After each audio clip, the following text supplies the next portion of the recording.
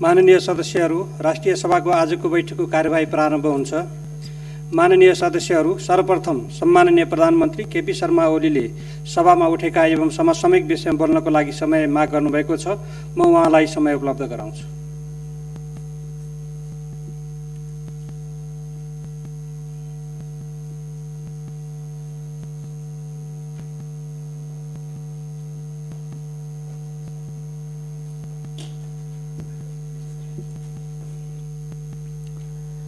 सम्माननीय अध्यक्ष महोदय,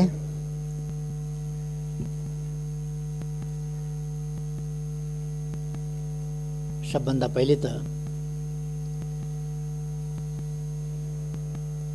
हामीले लामो सङ्घर्ष गरेर ल्याएको प्रणाली, हामीले लामो सङ्घर्ष गरेर ल्याएको संविधानले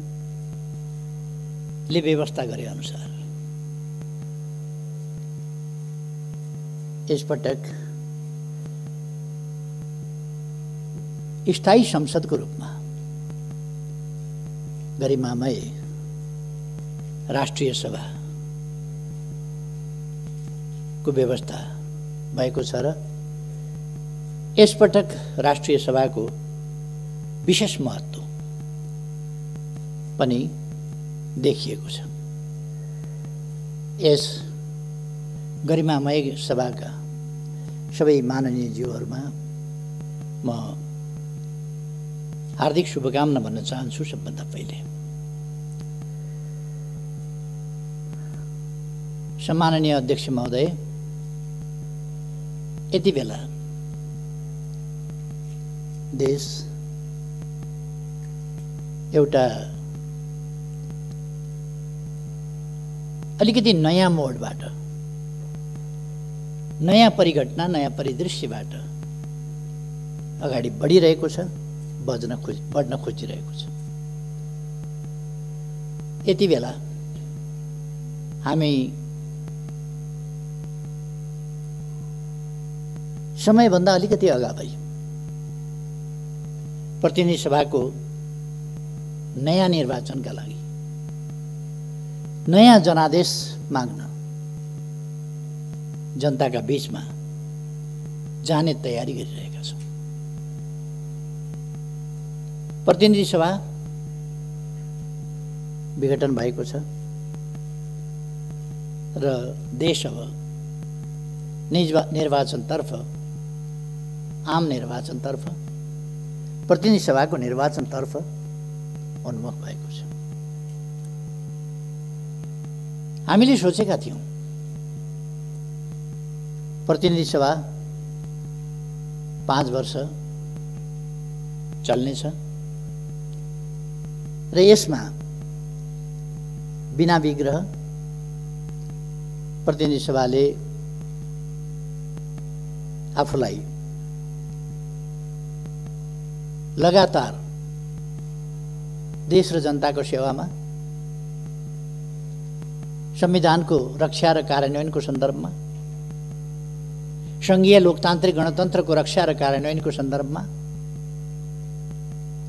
बिना व्यवधान काम गर्न पाउनेछ र हामी त्यसरी काम गरेर अगाडि जानेछौँ भन्ने हामीले सोचेका थियौँ। मैले पनि त्यही सोचेको थिएँ। नेपाली जनताले असाधारण विश्वासका साथ, अत्यन्तै स्नेहपूर्वक हामीलाई जुन अभिभारा सुम्पिएका थिए, त्यस अभिभारालाई हामीले कर्तव्यनिष्ठताका साथ संविधान सम्मत ढङ्गले लोकतान्त्रिक प्रणालीका मूल्य, मान्यता र अभ्यासका सकारात्मक र उन्नत पक्षहरूलाई प्रयोग गरेर सरकार अघि बढिरहेको थियो। तर हामी सबैलाई थाहा छ, सरकारलाई काम गर्न दिने वातावरण बनेन, सरकारलाई काम गर्न नदिने, सरकारलाई काममा व्यवधान खडा गर्ने, जहिले पनि झमेला मात्रै सिर्जना गर्ने, केही व्यक्तिका व्यक्तिगत आकांक्षाहरू, महत्त्वाकांक्षाहरू र पदलोलुपता जस्ता कुराहरूले राष्ट्रिय राजनीतिलाई नै प्रदूषित गर्न खोज्ने, स्थिरता र स्थायित्वतर्फ देशलाई अघि बढ्न नदिएर राजनीतिलाई फेरि बहुमतलाई टुक्र्याउने, बहुमतलाई खण्डित गर्ने, बहुमतलाई ध्वस्त पार्ने र फेरि अस्वस्थ, अनुचित, अलोकतान्त्रिक लेनदेन, गठजोड, जालझेल, टिक्रम, षड्यन्त्रबाट देशको राजनीतिलाई फेरि 6 महिनामा प्रधानमन्त्री फेरिने खालको अस्थिरतातर्फ धकेल्ने, काम हुन नपाउने, जोड घटाउ मोलतोल लेनदेनमै सरकारको समय बित्ने, संसदलाई प्रभावकारी ढङ्गले काम गर्न नदिने, कतिपय विधेयकहरू अड्काइदिने, सरकारले संसद समक्ष प्रस्तुत गरेका प्रस्ताव निर्णयार्थ प्रस्तुत पनि नगरिदिने र यो प्रणाली बेठिक भयो भन्ने निष्कर्ष निकाल्न खोज्ने, संविधान बेठिक भयो भन्ने निष्कर्ष निकाल्न खोज्ने, संघीय लोकतान्त्रिक गणतन्त्र चल्ने व्यवस्था होइन, यो चल्दैन भन्ने निष्कर्ष निकाल्न खोज्ने त्यस्ता प्रयासहरू भए। मैले धेरै प्रयास गरेँ, धेरै कोसिस गरेँ। वर्षक 5 वर्ष सरकार टिकोस्, स्थिरता र स्थायित्वभन्दा साधारणतया जनताले जे बुझ्छ, जनताको इच्छा थियो 5 वर्ष सरकार टिकोस्। 5 वर्ष सरकार टिकोस् भन्ने हो, सरकार परिवर्तन होस् भन्ने होइन जनताको इच्छा। अस्वस्थ ढङ्गले सरकार परिवर्तन हुनुलाई स्थायित्व र स्थिरता भनिँदैन। लगभग 2/3 प्राप्त सरकार सञ्चालन गर्ने दलभित्रै चरम अस्वस्थताको स्थिति, त्यसले अत्यन्तै असहज वातावरण। मैले अस्ति केही आँकडाहरू निकालेँ, मलाई आफैलाई अचम्म लाग्यो। गएको वैशाख 13 गतेदेखि अस्ति पुष 4 गतेसम्मका बैठक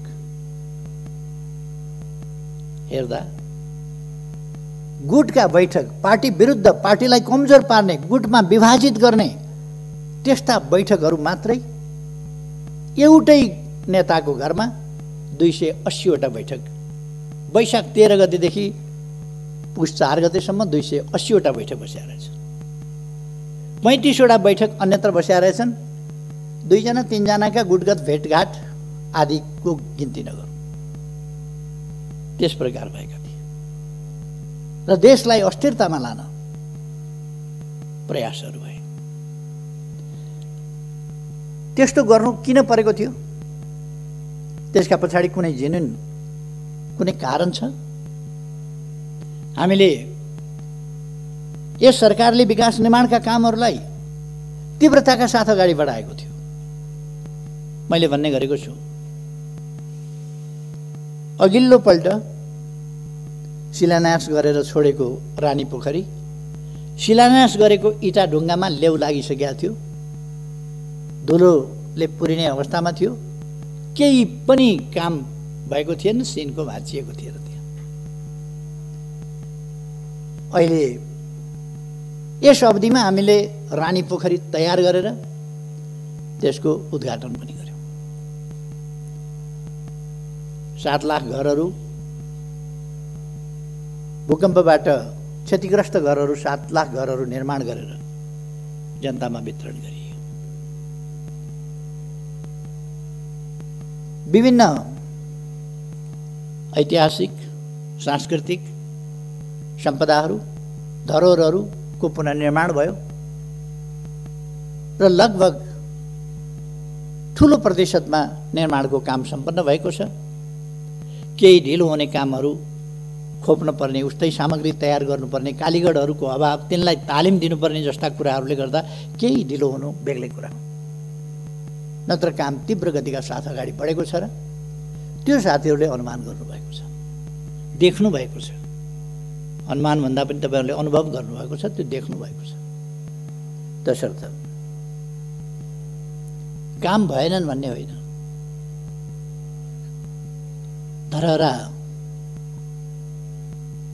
निर्माण सम्पन्न हुने बिन्दुतिर पुगिरहेको छ, साथीहरूले देख्नुभएको छ। काठमाडौँको बाटाहरू, काठमाडौँ सहरको ब्युटिफिकेसन, सौन्दर्यीकरणदेखि लिएर अरू कामहरू देख्नुभएको छ। यस बीचमा यो सरकार बन्नभन्दा अगाडि तराईमा कहीँ पनि ढलको व्यवस्था थिएन। अहिले 100 किलोमिटर ढलको व्यवस्था गरिएको छ र तराईका सहरहरू सफा राख्ने काम भएको छ। विराटनगर, जनकपुर, अनेक सहरहरूमा ढलको कामहरू विस्तार भएको छ। गएको आर्थिक वर्षमा मात्रै लगभग 6000 हेक्टर जमिनमा थप सिँचाइको प्रबन्ध भएको छ। विद्युतीकरण 92% भन्दा बढी विद्युतीकरण भएको छ विभिन्न ढङ्गले। सडकहरू गएको एक आर्थिक वर्षको कुरा गर्ने हो भने कोभिडले 4 महिना, अन्तिमका 4 महिनाहरू कोभिडले बर्बाद गर्यो, तैपनि 979 किलोमिटर सडक कालोपत्र गएको वर्ष मात्रै भएको छ। जम्मा 4500 भन्दा बढी किलोमिटर कालोपत्र भएको छ। डबल लेन, 4 लेन र 6 लेनका बाटाहरू, काफी कामहरू भएका छन्। कृषिको आधुनिकीकरणको सम्बन्धमा, व्यावसायिकीकरणको सम्बन्धमा कामहरू भएका छन्। त्यसलाई कार्यान्वयन गर्नका लागि विभिन्न देशहरूसँग हामीले सम्झौताहरू गरेका छौँ। त्यसको आधुनिकीकरण, कृषिको आधुनिकीकरणको सम्बन्धमा अहिले केही दिन अगाडि मात्रै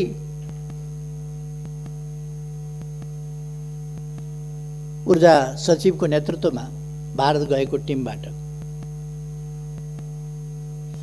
महाकाली नदीबाट गएको शारदा नहरबाट चाँदनी दोधारामा 10 क्युमेक्स पानी सिँचाइका लागि दिने जुन हामीले उहिले सहमति सम्झौता गरेका थियौँ, एकीकृत महाकाली सन्धिमा पारेर त्यसको अब कार्यान्वयन हुनका लागि 6 महिनाभित्र डिपिआर तयार गर्ने र 6 महिनाभित्र हेडवर्क सुरु गरेर अनि नहर सुरु गरेर चाँदनी दोधाराको सिँचाइ गर्ने भनेका छौँ। त्यहाँ हामीले चाँदनी दोधारामै सुक्खा बन्दरगाहको व्यवस्था गरेका छौँ। सुदूरपश्चिममा हामीले दैजीमा औद्योगिक क्षेत्र, बाँकीको कोलपुरभन्दा माथि 9 बस्तामा औद्योगिक क्षेत्र, यस्ता थुप्रै औद्योगिक क्षेत्रहरू हरेक प्रदेशमा औद्योगिक क्षेत्रहरूको विस्तार र निर्माण त्यो गरिएको छ। यी कुरा सबैलाई थाहा छ। शिक्षाको क्षेत्रमा, स्वास्थ्यका क्षेत्रमा कति प्रगति भएको छ भन्ने कुरा सबै साथीहरूलाई थाहा छ। अहिले भर्ना दर कति पुगेको छ यो पनि साथीहरूलाई थाहा छ। अहिले ड्रप आउट, विद्यालयबाट बाहिरिनेको सङ्ख्या कसरी घटेको छ त्यो पनि थाहा छ। छात्रा र छात्राहरूको अनुपात बराबरीको स्थितिमा पुगेको छ। यो साधारण सामाजिक जागरणको क्षेत्रमा, उत्थानको क्षेत्रमा, जेन्डर इक्वालिटीको सन्दर्भमा वा सामाजिक न्यायको सन्दर्भमा, सामाजिक समानताको सन्दर्भमा यो सानो उपलब्धि होइन। पिछडिएका क्षेत्रहरू, पिछडिएका जाति समुदायका बालबालिकाहरूको पढाइ, यसमा के परिवर्तन आएको छ र त्यस सम्बन्धमा सरकारले के गरेको छ भन्ने कुरा सबैलाई थाहा छ। देख्न सबैले देखेका छ, देखेर पनि नदेखे चाहिँ गर्नु वा देखियो भने छोप्न सकिएन भने देखिन्छ भनेर अर्कोतिर मुन्टो फर्काएर हिँड्नु बेग्लै कुरा हो, अनि केही पनि गरेन भन्नु बेग्लै कुरा हो। तर कामहरू भएका छन्, असाधारण ढङ्गले काम भएको छ, ऐतिहासिक ढङ्गले काम भएको छ, द्रुततर गतिमा काम भएको छ। यसरी काम नेपालमा यसभन्दा अगाडि कहिले पनि भएको थिएन। तथ्यहरूले बताउँछ, आँकडाहरूले बताउँछ, त्यसरी काम भएको छ। मैले अघि भने चाँदनी दोधाराको सिँचाइ, त्यसको हामीले बन्दोबस्त गरेका छौँ। अरू पञ्चेश्वर परियोजना कार्यान्वयनका लागि आम रूपमा सहमति भएको छ। अब एउटा मात्रै मुद्दामा छलफल भइरहेको छ, त्यो लोअर शारदा। लोअर शारदामा अगाडिदेखि भारतले बाँध बाँधेर महाकाली नदीलाई तल पुगेपछि शारदा भनिन्छ, त्यहाँबाट कर्णाली नदीलाई तल पुगेपछि घागरा भनिन्छ, त्यहाँबाट घागराबाट पनि पानी लगेको छ र शारदाबाट पनि पानी लगेको छ, अथवा महाकाली र कर्णाली दुवै नदीबाट पानी लाने गरेको छ त्यसमा। र त्यसलाई उसले अग्राधिकार आफ्नो हुनुपर्छ। हामीले पहिले तल्लो तटीय राष्ट्रको पहिलेको प्रयोगलाई मान्यता दिने, त्यो हक हामीले पाउनुपर्छ भनेर भारतले भनिरहेको छ र हामी त्यसको असर के पर्छ भन्ने कुराहरूको छलफल गरिरहेका छौँ। यो एउटा छलफलको विषय चलिरहेको छ। अरू विषयहरू लगभग मूल विषयहरू टुङ्गिएका छन्। तसर्थ हामी विभिन्न ढङ्गले अगाडि बढेका छौँ। कतिपय मानिसहरूले मलाई सोध्ने गर्छन्, तपाईँ प्रधानमन्त्री भएपछि भारतसँगको सम्बन्धमा व्यापक छलफल किन हुन्छ, बेसरी बहस किन हुन्छ, तपाईँ प्रधानमन्त्री भएपछि नै किन हुन्छ? म प्रधानमन्त्री भएपछि नै किन हुन्छ भने म भारतसँग साँचो अर्थमा मित्रता गर्न चाहन्छु, मित्रता बढाउन चाहन्छु, मित्रतालाई सही अर्थमा गहिराइमा पुर्याउन चाहन्छु, व्यापक बनाउन चाहन्छु, उचाइमा लान चाहन्छु, नयाँ उचाइमा पुर्याउन चाहन्छु। त्यो असमानताका आधारमा हुँदैन, सोभरेन इक्वालिटीका आधारमा नै दुई देशका बीचको सम्बन्ध सुदृढ हुने हो, वास्तवमा मनदेखिको मित्रता हुने हो। हाम्रो भूभाग हामीले प्राप्त नगरेर हडपिएको छ भने, भूभाग हडपिएको छ भन्ने थाहा छ, बोल्न नसक्ने, अनि सम्बन्ध राम्रै छ भन्ने, भित्रभित्र मन कुड्याउने, बाहिर बाहिर सम्बन्ध राम्रै छ भन्ने, त्यस्तो होइन। जहाँनेरि समस्या छ, सीमा सम्बन्धी समस्या छ भने त्यो मित्र राष्ट्रसँग हामीले खुलस्त छलफल गर्नुपर्छ, कुरा गर्नुपर्छ, हाम्रा समस्याहरू राख्नुपर्छ, हाम्रा अडानहरू राख्नुपर्छ, हाम्रा न्यायोचित तर्कहरू, हाम्रा भनाइहरू हामीले प्रस्तुत गर्नुपर्छ र त्यो न्यायोचित भनाइ हामीले पुरा गराउने प्रयास गर्नुपर्छ। त्यसकारण छलफल हुन्छ। 1928 देखि शारदा क्यानलबाट, शारदा नहरबाट उत्तराखण्ड र उत्तर प्रदेशको सिँचाइका लागि पानी गइराखेको छ। 1928 देखि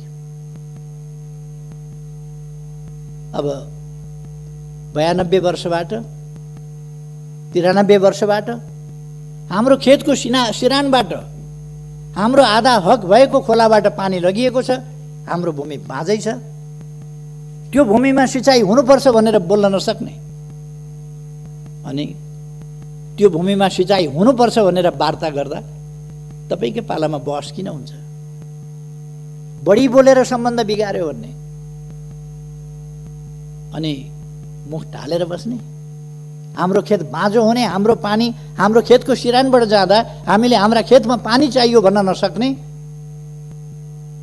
अनि सुमधुर सम्बन्धका लागि चुप लागेर बस्नुपर्छ भन्ने, खेत बाँझै राख्ने, मौका मिले राष्ट्रवादका ठुला गफ पनि गर्ने, यो खालका कुराहरू अन्त्य गर्नका लागि हामीले मित्रतापूर्ण ढङ्गले कुराहरू अगाडि बढाएका छौँ र सफलता पनि प्राप्त गरेका छौँ।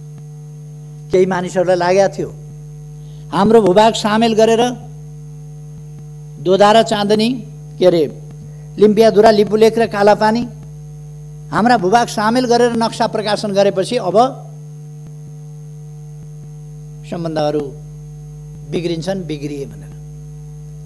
बिग्रिँदैन। हामीले अर्काको भूमि क्लेम गर्यौँ भने, अर्काको भूमिमा दाबी गर्यौँ भने सम्बन्ध बिग्रिन्छ। हाम्रो भूमिमा, सही भूमिमा दाबी गर्यौँ भने, सुगौली सन्धिबाट हामीले प्राप्त गरेको त्योभन्दा उताको त हामीले छोड्नु पर्यो। त्योभन्दा अगाडि कुमाउँ गढवालसम्म हाम्रो थियो, तर सुगौली सन्धि हामीले गरेपछि महाकाली पूर्वको मात्रै हाम्रो भूभाग भयो। 1816 देखि त्यही पनि त्यसपछि 146 वर्षसम्म हामीले त्यसलाई भोगचलन गरिरहेका थियौँ। 146 वर्षसम्म भोगचलन गरेका थियौँ। तर गत 58 वर्षदेखि हाम्रो भूभाग भारत र चीनको लडाईँका बेला भारतीय फौज कालापानीमा आएर बसेपछि नेपालका शासकहरूले बोल्न सकेनन्। लिपुलेख र लिम्पियाधुरा त्यसको पारिपट्टि पर्यो, कालापानीमा फौज छ। त्यसो भएर हामीले सुगौली सन्धिभन्दा पछि 146 वर्षसम्म हामीले उपभोग गरेको हाम्रो भूभाग हाम्रो नक्साबाट पनि गायब गरिएको थियो। त्यसकारण हामीले हाम्रो नक्सामा सामेल गर्यौँ, संविधानमा राख्यौँ र अब तत्सम्बन्धमा मित्रतापूर्ण ढङ्गले प्रमाण तथ्यका आधारमा छलफल हुँदैछ र हामी त्यो भूभाग कायम गरेर छोड्छौँ। हाम्रो स्वामित्वमा, हाम्रो अधीनमा, नक्सामा मात्रै होइन, व्यवहारमा हाम्रो भूमि हामी कायम गरेर छोड्छौँ। कतिलाई त्यसले छटपटी भयो। नक्सा छापियो, भूभाग सामेल गरेर आफ्नो वास्तविक भूमि सामेल गरेर नक्सा छापियो। त्यो नक्सा छापिएपछि संविधान संशोधन भयो। हाम्रो निशान छापमा त्यसलाई सामेल गरियो, संविधानको अङ्ग बनाइयो। यी सबै कुराले कतिपयलाई छटपटी हो। पहिलोपल्ट संविधान जारी गर्न पहल गरे बापत, संविधान दृढतापूर्वक जारी गर्न अगुवाई गरे बापत, त्यस बापत लगाइएको नाकाबन्दीको दृढतापूर्वक सामना गरे बापत, एउटा देश बेष्टित नेपाललाई अर्कोतिरबाट पनि यातायात र पारवहनको सन्धि गरेर भूपरिवेष्टित होइन, भूजडित देशको रूपमा परिवर्तन गरेपछि, माथि उठाएपछि, उत्तरी सिमानाका पनि थुप्रै नाकाहरू खोलेर हाम्रो उत्तरी क्षेत्रको जनजीवनलाई सहज सरल बनाउने अभियान सुरु गरेपछि, यस्ता थुप्रै कामहरू भएपछि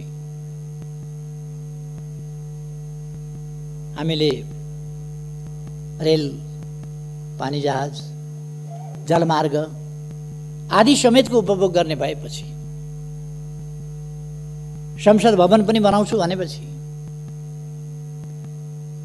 मन्त्री क्वार्टर पनि पुरानो भयो त्यसलाई पनि व्यवस्थित गर्छु भनेपछि, सांसद क्वार्टरहरू पनि बनाउँछु भनेपछि, सभा हलहरू पनि काठमाडौँमा बनाउँछु भनेपछि, लुम्बिनीमा बेग्लै परिवर्तन ल्याउँछु भनेपछि, लुम्बिनीमा 5000 अट्ने ध्यान केन्द्र र सभा हल निर्माण गर्छु भनेपछि, लुम्बिनीको उराट लाग्दो सिसौ गाडीलाई एउटा बगैँचाको रूपमा परिणत गर्छु, बुद्ध भूमिको रूपमा भनेपछि, लुम्बिनीको एयरपोर्ट शीघ्र तयार गरेर त्यसलाई एउटा बुद्ध मार्गीहरूको, बुद्ध धर्मावलम्बीहरूको र अरूको समेत पर्यटकहरूको एउटा महत्त्वपूर्ण आगमन स्थलको रूपमा विकास गरेपछि राजमार्गबाट सदरमुकाम र सीमासम्म 6 लेनका बाटाहरू, कहीँ 4 लेनका बाटाहरू निर्माण गर्ने भनेपछि, शहरीकरणको अभियानलाई तीव्र गतिका साथ अगाडि बढाएपछि, जनताका सुविधाका निम्ति अनेक कामहरू गरेपछि आत्तिएर त्यस बेला पनि त्यो सही गठबन्धन तोडेर अर्कातिर हाम फाल्ने काम भएको थियो। र त्यो सरकार ढाल्न पर्ने कारण कसैले बताओस्, त्यो सरकार ढाल्न पर्ने उचित कारण के थियो? थियो कारण सही नसक्नु भएको विकास निर्माणले गर्दा, देशले छलाङ मारेकोले गर्दा भन्दा क्रमभङ्ग त भएको थियो नि, छलाङ त मारेको थियो नि, तर त्यसले महाविपत्तितिर देशलाई लगेको थिएन। त्यसकारण आपद पर्यो र त्यो सरकार ढालिएको थियो। यसपल्ट पनि विकास निर्माणका कामहरू तीव्रताका साथ हुँदैछन्। तातो पानी बाटो बन्दैछ। केरुङतिर अब टनेलबाट पनि जाने, टनेल मार्गको पनि सर्वे भइरहेको छ। टनेल मार्गबाट पनि हामी केरुङ जान्छौँ र 1 घण्टाभित्र अब चिनिया बोर्डरमा जान्छौँ। कुनै पनि समयमा आवागमन अवरुद्ध नहुने किमाथाङ्गाको बाटो हामी तयार गर्दैछौँ। ओलाङचुङ घोलाको बाटो हामी तयार गर्दैछौँ। महाकाली करिडरको बाटो हामी तयारी गर्दैछौँ। महाकालीको पुल तपाईँहरूले हेर्नुभएको होला, निर्माण भइसक्न लागेको छ। आधाभन्दा बढी निर्माण भइसकेको छ। स्ल्याबहरू हाल्ने सबै अलिकति केही कामहरू बाँकी छ, त्यो पनि तयार हुन लागेको छ। झोलुङ्गे पुलले विस्थापित गर्ने तुइनहरूलाई टायरबाट तर्न पर्ने, दुःखद स्थितिको अन्त्य गर्ने, तुइनबाट तर्न पर्ने महाकालीको स्थितिलाई अन्त्य गर्नका लागि त्यहाँ पुलहरू बनेका छन्। अनि छटपटी हो, के भनेर आलोचना गर्ने होला, के भनेर होच्याउने होला, उपलब्धिहरूलाई के भनेर ओझ्यालमा पार्ने होला, भिजनलाई के भनेर ओझ्यालमा पार्ने होला। यसै काममा केही मानिसहरू लागे, ईर्ष्या र डाहले। अनि स्थिरता स्थायित्व हुन नदिनका लागि निर्वाचनबाट आएको प्रधानमन्त्रीलाई बीचमा षड्यन्त्र गरेर प्रधानमन्त्री हट्नुपर्छ कि हट्नुपर्छ,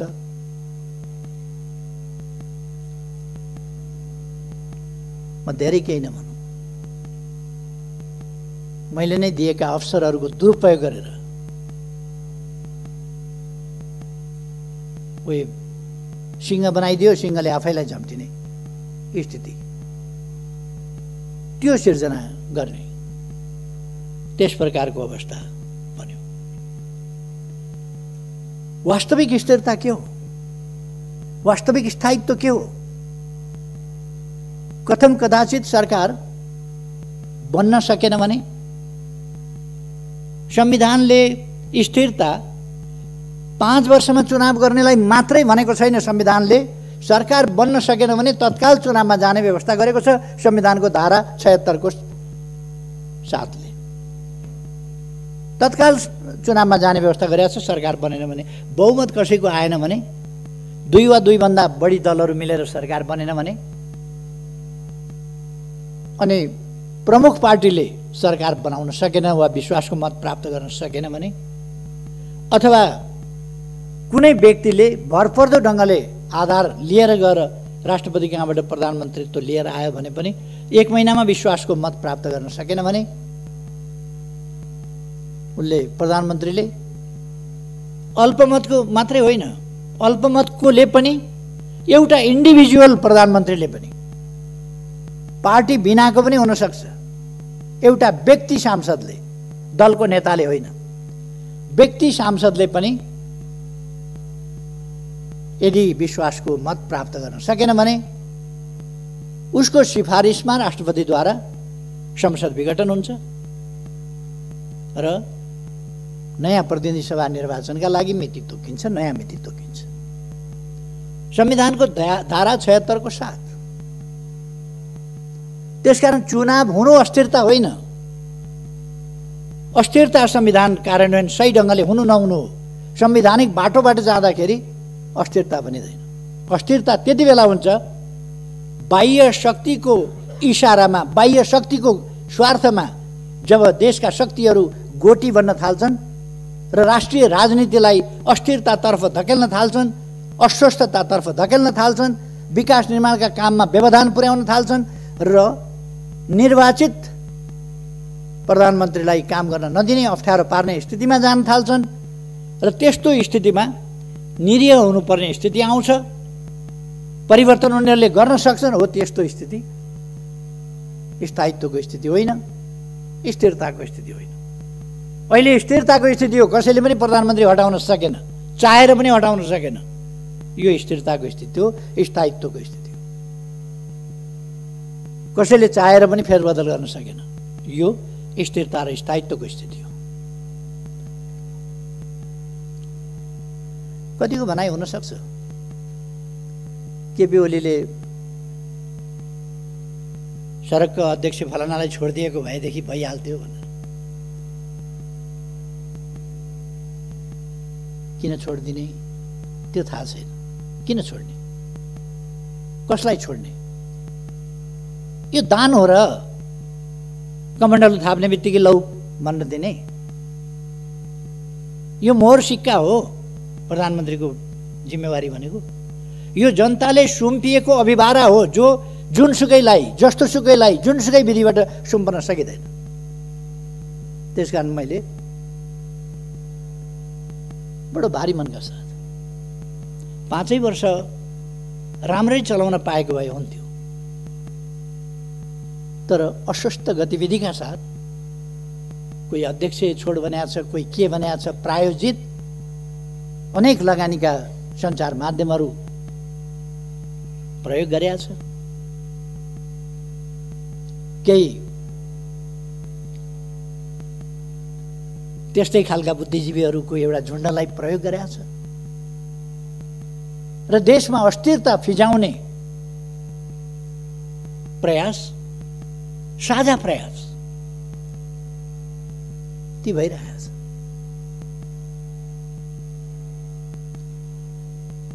तपाईहरु यसै हेर्न सक्नुहुन्छ।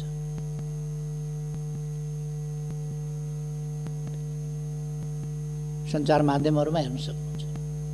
विशाल सभाहरुको फोटो उसले छाप्दैन। एउटा अखबारले विशाल जनसभाको फोटो छाप्दैन। अनि सरकार विरोधी केही जमात यसो देखियो भने त्यो जमातको चाहिँ हाइलाइट गरेर फोटो छाप्छ। सबै देखिएको छ नि।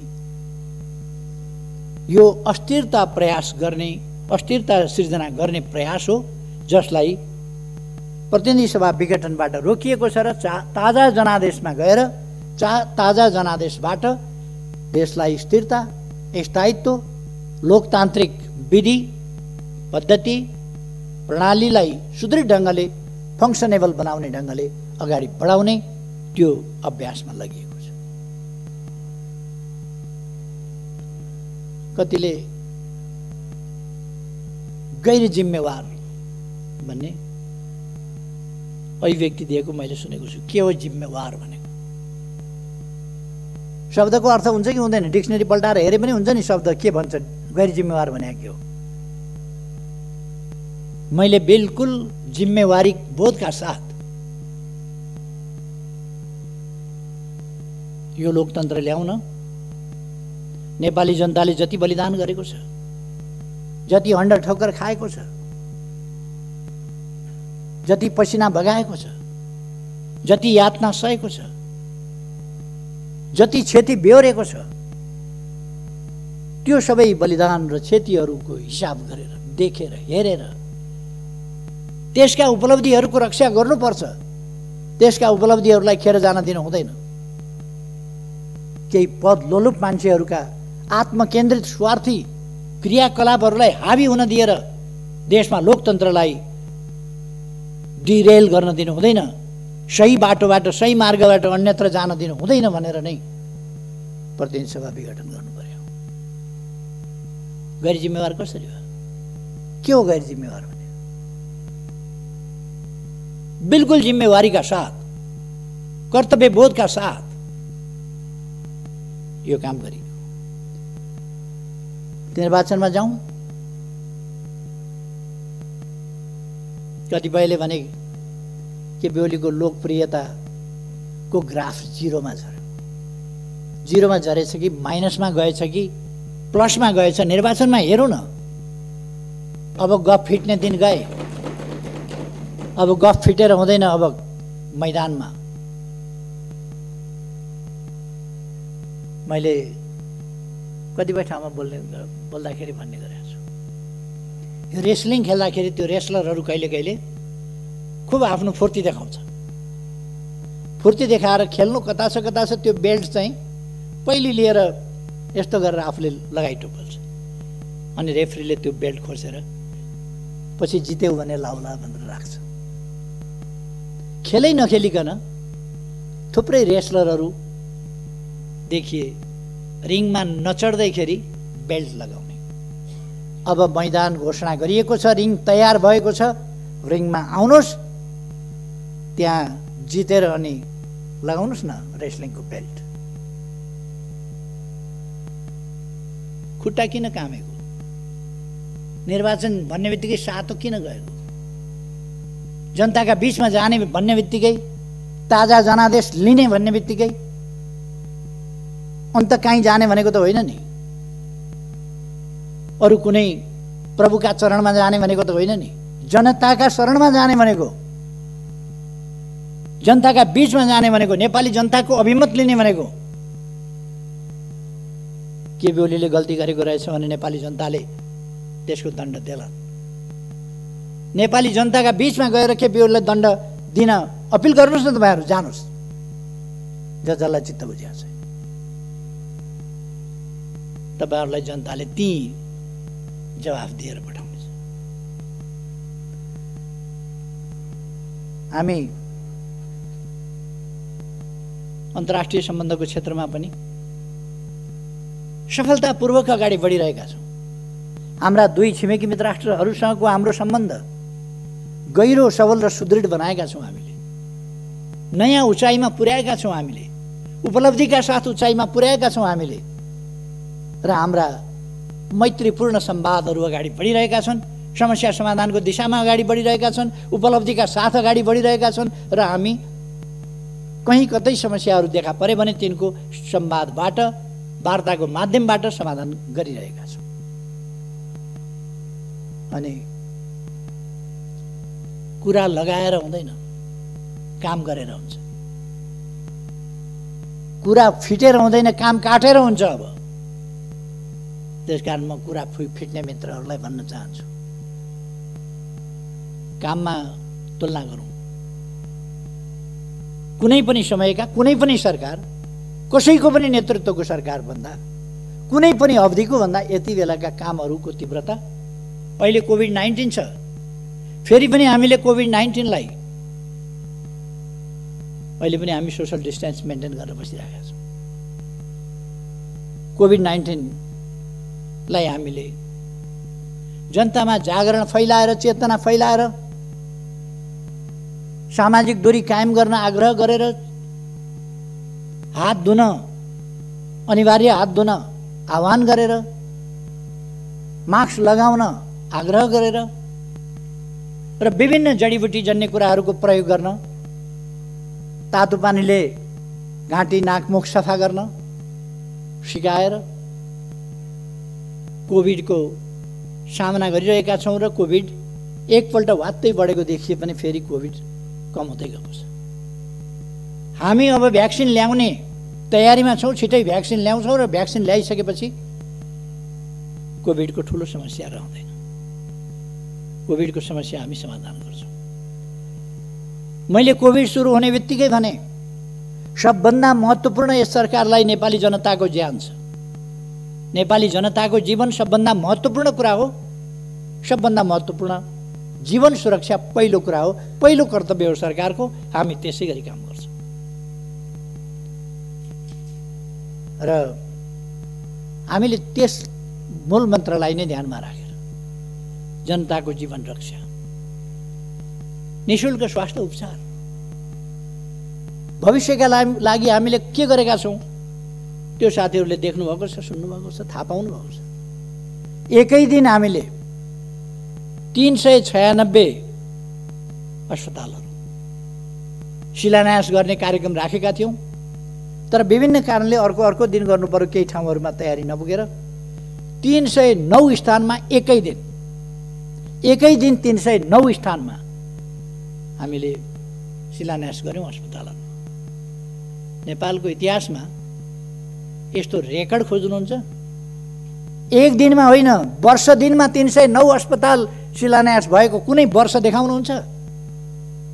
तर अहिलेको सरकार एकै दिनमा 309 अस्पताल शिलान्यास गर्छ। एक वर्षमा कसैले गरेको थियो? अनि यी कुराहरू त गर्न भएन। अनि जनताले नबुझ्ने, जनताका सरकार नभएका विधि पद्धति के बुझ्ने जनताले? पद्धति न पद्धति लाउन हुन्छ न पद्धति खाना हुन्छ। बिचरा जनतालाई सुनाइदिएछ विधि पद्धति। रोजगारीका कुरा गरौँ, गरिबी हटाउने कुरा गरौँ, खानाका कुरा गरौँ, वस्त्रका कुरा गरौँ, आवासका कुरा गरौँ, छोराछोरी पढाउने कुरा गरौँ, बिरामी हुँदा उपचार गराउने कुरा गरौँ, जनताका अधिकारका कुरा गरौँ, समानताका कुरा गरौँ, हिमाल पहाड तराई सबै क्षेत्रको उत्थानका कुरा गरौँ, पूर्व पश्चिम मेची महाकाली सबै ठाउँको उत्थानका कुरा गरौँ, सबै जातिका सबै भाषा बोल्ने, सबै आस्था विश्वासका जनता, सबै पेशा व्यवसायका जनताको उत्थानको कुरा गरौँ।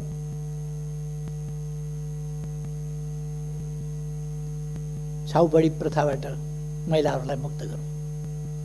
समानताका अधिकारतर्फ, महिला सशक्तिकरणको बाटोबाट, महिला शिक्षाको बाटोबाट, सामाजिकरणको बाटोबाट, सहभागिताको बाटोबाट महिलाहरूको आत्मविकास, क्षमता र आत्मविश्वास विकास गर्दै सहभागिता वृद्धि गरौँ, अनि मात्रै हामी देश विकास गर्न सक्छौँ। देशका सबै जनतालाई सक्षम बनाऊ। हाम्रा भविष्य बालबालिकाहरूको विशेष हेरचाह गरौँ। त्यसकारण सरकारले बालबालिकाको हेरचाहका लागि गर्भावस्थादेखि जीवन पर्यन्त विभिन्न प्रकारका कार्यक्रमहरू ल्याएको छ। अहिले समय अभावमा म ती सबै कुराहरूमा जान चाहन्छु। सरकारले गरेको छ अनेक कार्यक्रमहरू, यहाँहरूले देख्नु भएको छ। हामीले जाति जनजातिहरूका भावनाहरूको सम्मान गरेका छौँ। आज मात्रै बसेको मन्त्री परिषद बैठकले माघीको दिनलाई एउटा राष्ट्रिय उत्सवको रूपमा मनाउन, माघीको दिन सार्वजनिक बिदा दिने निर्णय गरेको छ। यो खाली थारू जातिको लागि मात्रै होइन, अरू अनेक जात जातिहरूका लागि माघे सङ्क्रान्ति सबैले मनाउँछ र थारू जातिका लागि, अरू कतिपय जातिहरूका लागि यो विशेष चाड हो, विशेष पर्व हो। त्यसकारण हामीले माघीको बिदा गर्ने गरेका छौँ। अथवा जनताको भावनाप्रति, जनताका समस्याप्रति, जनताको आस्थाप्रति यो सरकार अत्यन्तै संवेदनशील छ, सजग छ र त्यसमा क्रियाशील पनि छ। तसर्थ म आग्रह गर्न चाहन्छु, कुनै भ्रममा पर्नुपर्ने जरुरी छैन। केही आरोपहरू मान्छेहरूले उछालेका छन्, यो विघटन असंवैधानिक छ भनेर, संविधान विपरीत छ भनेर। त्यस्ता मान्छेहरूलाई म संविधान राम्ररी पढ्न सुझाव दिन चाहन्छु। कमसेकम संविधान पढ्नुहोस् अनि संविधान सम्मत छ कि छैन भन्ने बहसमा उत्रिनुहोस्। संविधान सम्मत छ कि छैन भन्ने कुरा आग्रहपूर्ण ढङ्गले सम्मानित सर्वोच्च अदालतलाई दबाव दिने ढङ्गले, स्वतन्त्र ढङ्गले न्याय निरूपण गर्न बाधा पुर्याउने हिसाबले काम भइरहेका छ। कुनै अधिवक्ता प्रधान न्यायाधीशलाई वर्तमान र भविष्य सम्झिएर फैसला गर्नुहोस्, यो भनेको धम्की होइन। वर्तमान र भविष्य सम्झिएर फैसला गर्नुहोस् प्रधान न्यायाधीशलाई भन्ने एउटा वकिलले। अराजकताको पनि हद हुन्छ। केही वर्ष न्यायालयमा जागिर खाने बित्तिकै अहिले पनि आफै न्यायालयमा छु भने जस्तो गरेर केही पूर्व न्यायमूर्तिहरू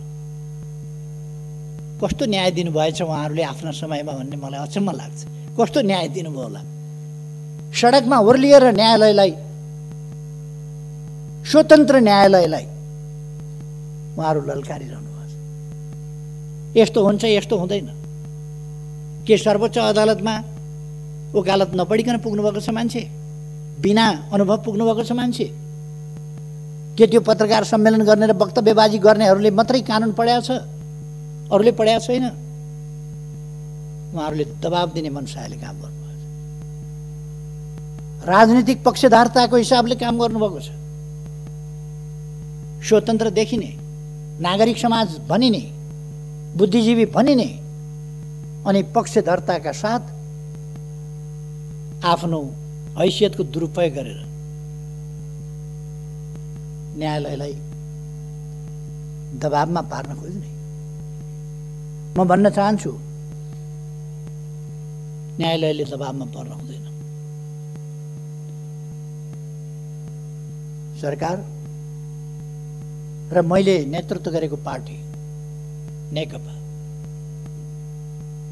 त्यसले अदालतको स्वतन्त्रता, स्वतन्त्र न्यायपालिका, शक्ति पृथकीकरणको सिद्धान्त त्यसलाई मान्दछ, त्यसलाई कदर गर्छ, सम्मान गर्छ।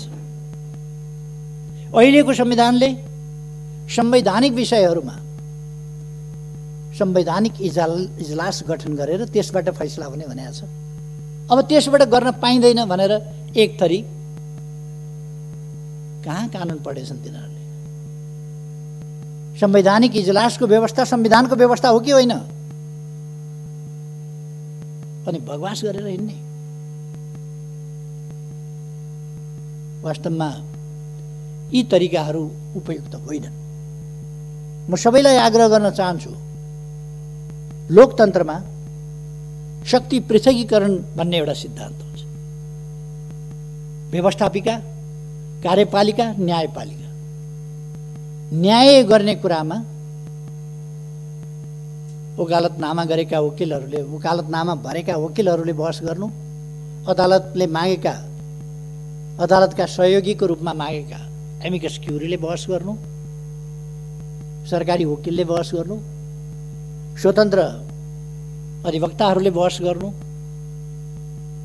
एउटा कुरा हुन्छ। न्याय गर्ने कुरामा त्योभन्दा पृथक ढङ्गले अदालतलाई दबाब दिने खालका गरेका वकिलहरूले, वकालतनामा भरेका वकिलहरूले अझ अदालतले सडकबाट फैसला गर्ने, अदालतका सहयोगीको रूपमा मागेका प्रतिनिधि सभा विघटन भयो, मुद्दा हाल्न जाने, सरकारी विघटन भएको छैन, हामी प्रतिनिधि सभा बस्छौँ स्वतन्त्र पनि भन्दै गर्ने, अधिवक्ताहरूले सडकमा जान्छौँ पनि भन्दै गर्ने, अदालत जान्छौँ पनि भन्दै गर्ने कुरामा त्योभन्दा पृथक ढङ्गले अदालतलाई दबाब। किन यस्तो परिस्थिति आयो होला? यो अवस्था किन आयो होला? म अझ अदालतले सडकबाट फैसला गर्ने, यस गरिमामय सदनलाई जानकारी गराउनु चाहन्छु। प्रतिनिधि सभा विघटन भयो, मुद्दा हाल्न जाने, सरकारी विघटन भएको छैन, हामी प्रतिनिधि सभा बस्छौँ, यो अवस्था पनि भन्दै गर्ने, अधिवक्ताहरूले सडकमा जान्छौँ अहिले पनि हामी देख्न सक्छौँ, अदालत जान्छौँ पनि भन्दै गर्ने। यद्यपि यो एउटा पार्टी विशेषको, रुलिङ पार्टी विशेषको आन्तरिक मामला हो, तर यो अवस्था सामान्य कुरा होइन, एउटा रुलिङ पार्टीभित्रको, बहुमत प्राप्त पार्टीभित्रको समस्या। गरिमामय सदनलाई जानकारी गराउनु। चुनाव घोषणा गरेपछि त चुनावको सामना गर्नका लागि सिङ्गै पार्टी एकजुट भएर जानुपर्ने होइन र? एकजुट भएर जानुपर्ने नि, सिङ्गै पार्टी एकजुट भएर जानुपर्ने। चुनाव घोषणा गरे बापत झन् फुट्छ, झन् फाटोतिर जान्छ, अनेक प्रकारका विसङ्गत असङ्गत वक्तव्यबाजी गरेर जान्छ। रुलिङ पार्टीभित्रको बहुमत। मैले केन्द्रीय कमिटीको बैठक बोलाएँ, केन्द्रीय कमिटीको बैठकमा केही साथीहरू अनुपस्थित भए। चुनावको सामना कहाँ गए साथीहरू भनेर हेर्दै भएर जानुपर्ने होइन? माइती गर्न मण्डलमा हामी यहाँ एकजुट भएर जानुपर्ने। यही पार्टी एकजुट भएर जानुपर्ने। केन्द्रीय कमिटीको बैठकमा नजाने हामी यहाँ छौँ भनेर माइतीको घर मण्डलामा भन्छ, झन् फाटोतिर जान्छ। अनेक प्रकारका विसङ्गत केन्द्रीय कमिटीको बैठकमा किन जान्छ? अर्को दिन हेरेको मैले केन्द्रीय कमिटी पार्टीको नाम, पार्टीको चुनाव चिन्ह सूर्य, पार्टीको झण्डा, लोगो, छाप अरूलाई नदिनु होला हामी हौँ भनेर कार्की ब्याङ्केटबाट पत्र पठाइएछ। निर्वाचन केन्द्रीय कमिटीको बैठकमा नजाने हामी यहाँ छौँ भनेर म नेकपाको कुरा गर्दैछु, नेकपाको कार्की ब्याङ्केटको होइन, जसको प्रथम अध्यक्ष म। अर्को दिन हेरेको मैले केन्द्रीय कमिटी पार्टीको नाम अनि पार्टीको चुनाव चिन्ह सूर्य, केही मान्छेहरूले कार्की ब्याङ्केटबाट मलाई निष्कासन गरे, अरूलाई नदिनु होला हामी हौँ भनेर कार्की ब्याङ्केटबाट पत्र पठाए। तपाईँहरूको संयमलाई म धन्यवाद भन्छु। तपाईँहरू कोही पनि त्यो कुरा सुनेर नेकपाको कुरा गर्दैछु, नेकपाको कार्की ब्याङ्केटको होइन, जसको प्रथम अध्यक्ष म।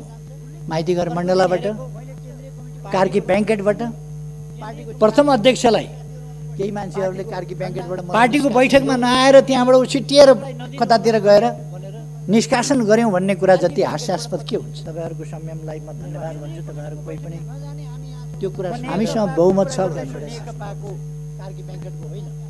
वरिपरि तमासा हेर्न आएका मान्छेहरूलाई यसो हेर्नुभयो होला, केन्द्रीय कमिटी भन्दा धेर देख्नुभयो होला, हामीसँग बहुमत छ भन्नु। बहुमत केलाई भनिन्छ?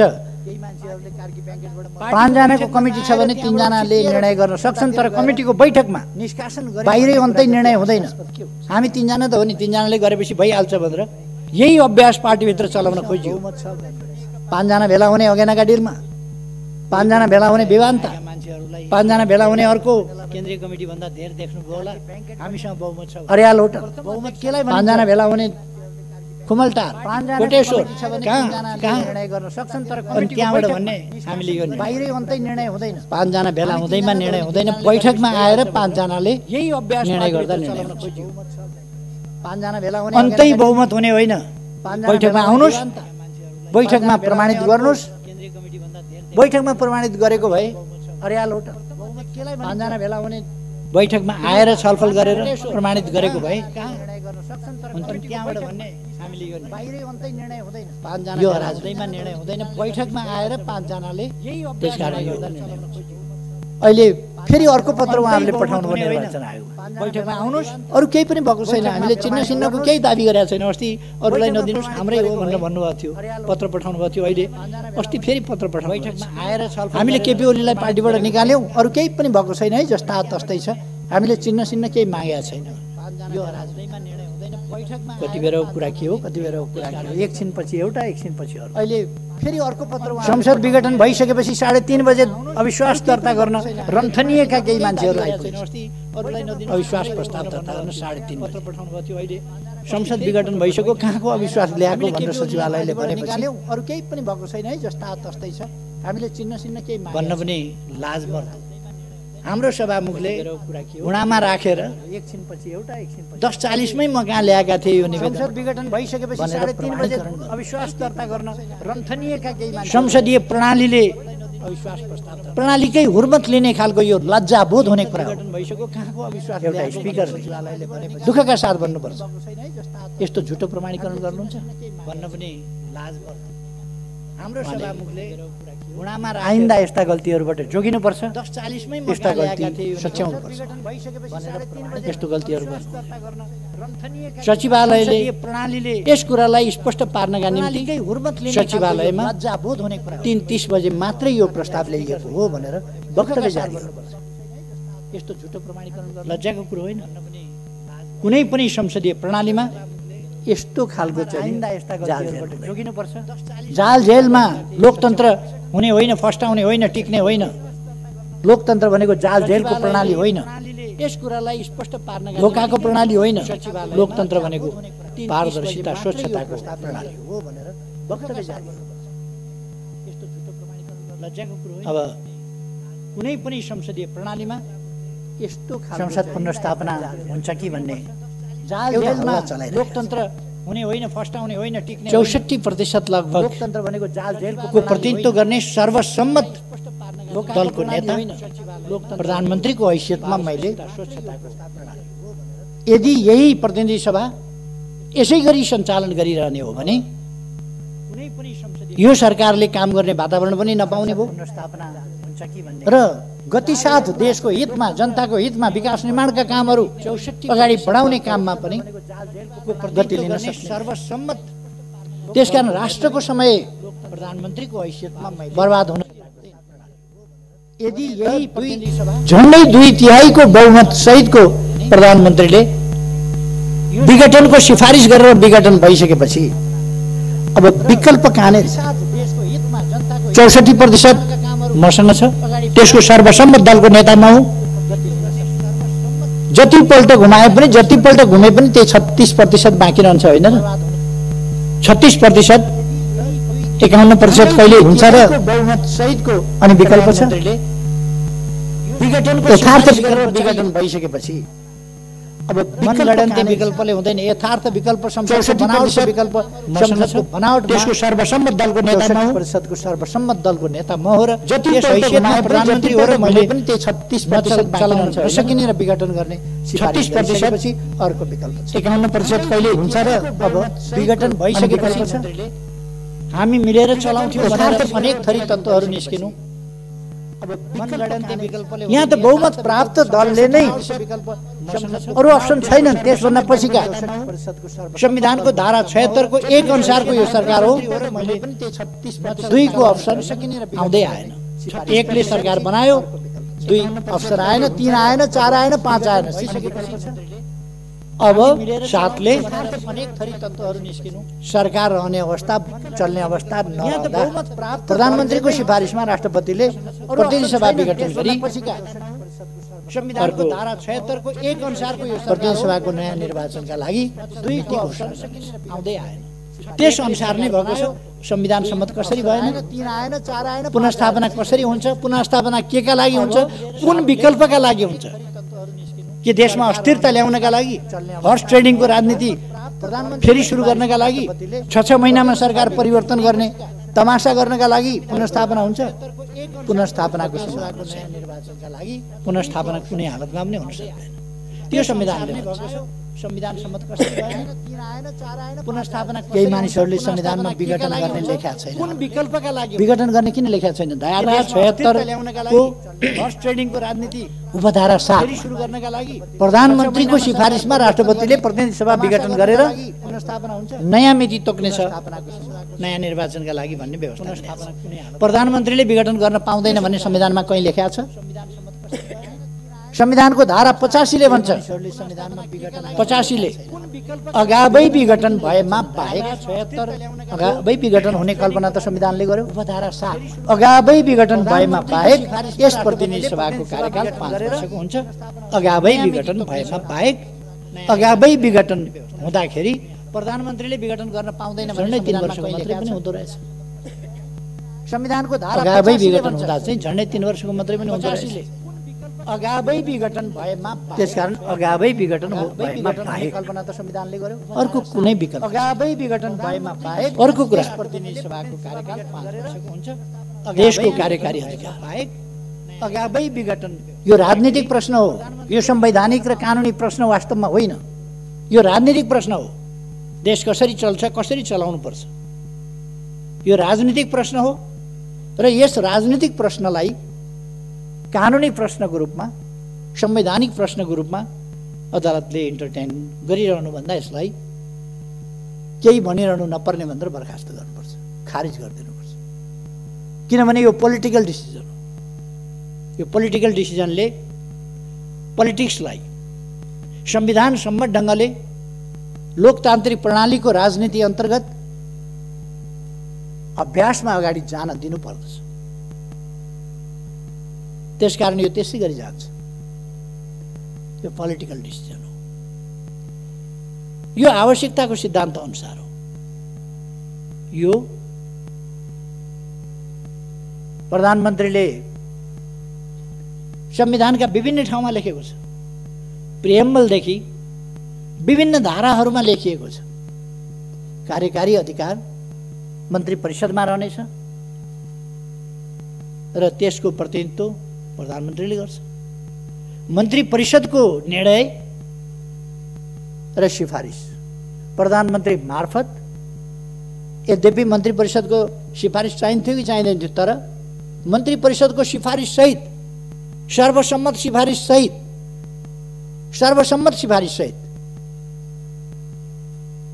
केही साथीहरूले कतिको उपयुक्त हुन्छ यो विघटन, उपयुक्त होला नहोला, अलिकति छलफल मन्त्री परिषदमा 1-2 जना साथीहरूले उठाउनु भएको थियो। मैले त्यसलाई स्पष्ट पारेपछि साथीहरू सन्तुष्ट हुनुभएको थियो र सर्वसम्मतिले विघटन भएको थियो, सिफारिस भएको थियो। सिफारिस भइसकेपछि र विघटन भइसकेपछि कुन नेताले कसलाई तान्यो, कसको स्वार्थ कता गाँसियो, कसको स्वार्थमा धक्का पर्यो, त्यो बेग्लै कुरा हो। त्यसर्थ यो मन्त्री परिषदको सर्वसम्मत निर्णयका आधारमा प्रधानमन्त्रीद्वारा गरिएको सिफारिसमा राष्ट्रपतिद्वारा भएको विघटन, राष्ट्रपतिको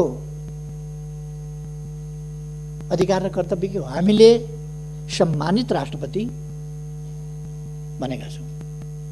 हामीले राष्ट्रपतिमा धेरै अधिकार दिएका छैनौँ, केही अधिकार मात्र दिएका छौँ। यस संस्था वा यस निकाय वा व्यक्तिले गरेको सिफारिस भनेर तोकिएकोमा बाहेक अन्यत्र सबै काम कारबाही राष्ट्रपतिले मन्त्री परिषद र प्रधानमन्त्रीको सिफारिसमा गर्नेछ। प्रधानमन्त्रीको सिफारिसमा राष्ट्रपतिले गर्नुपर्छ। त्यो कानुन सम्मत छ कि छैन, उपयुक्त छ कि छैन, संविधान सम्मत छ कि छैन, त्यसको जिम्मेवारी प्रधानमन्त्रीले लिन्छ, राष्ट्रपतिले होइन। प्रधानमन्त्रीको सिफारिस राष्ट्रपतिले अनुमोदन गर्नुपर्छ। नेपालका कानुनविद, केही कानुनविदहरूमाथि दया लागेर आउँछ। केही दुर्मुखाहरू गणतन्त्रको सर्वोच्च संस्था, राष्ट्रको गरिमामय सर्वोच्च संस्थाको मान मर्यादामा तुलेका छन्। तिनीहरू गणतन्त्र विरोधी हुन्। तिनीहरू जनताका छोराछोरी उच्च ठाउँमा पुगेको देख्न चाहँदैनन्। अनि भन्छन् केटाकेटीमा ऊ गाई भैँसी चराउँथ्यो, केटाकेटीमा धुले स्कुलमा पढ्थ्यो, केटाकेटीमा यस्तो श्रम गरेर आएको थियो, केटाकेटीमा डेस्क बेन्च पनि नभएका स्कुलमा पढेका थियो। उनीहरूको दिमागमा के छ भने सामन्तवाद। उनीहरूको दिमागमा दरबार हाई स्कुल, त्रिचन्द्र कलेज उहिले ती मात्रै थिए नि, त्यसमा पढेको हुनुपर्ने, अथवा दार्जिलिङको सेन्ट जोसेफ पढेको हुनुपर्ने, अथवा अक्सफोर्ड र अरू विश्वविद्यालय पढेका हुनुपर्ने, घाँस दाउरा गरेर उठेको हुन नहुने, गरिबको छोराछोरी माथि उठेको हुन नहुने, गरिबको छोराछोरी सांसद हुने, माननीय, गाउँको जमिनदारले पनि माननीय भन्नुपर्ने गरिबको छोराछोरीलाई। यस्तो व्यवस्था हुन्छ भन्ने तिनका दिमागमा छ। त्यसकारण गरिबका छोराछोरी माननीय भनेको उनीहरूलाई चित्त बुझ्दैन, मन पोल्छ। गरिबका छोराछोरी सम्माननीय भनेको उनीहरूलाई पोल्छ मन। उनीहरूलाई बेलायतको हाउस अफ लर्ड्स जस्तो लर्ड्स मात्रै हुनुपर्ने विभिन्न ठाउँमा यी कमन्सहरू कसरी भए, यी घाँस दाउरा गरेर हुर्किएकाहरू कसरी भए, गाई बाछा गरेर हुर्किएकाहरू कसरी भए, खेतबारी गरेर हुर्किएकाहरू कसरी भए, खाली खुट्टा पैदल हिँडेर पढेकाहरू कसरी भए, माथिल्लो ओहदामा तिनका मन पोल्छ। ती आफै पनि त्यस्तै हुन् भने पनि तिनको सामन्तवादी चिन्तन त्यसले दिँदैन।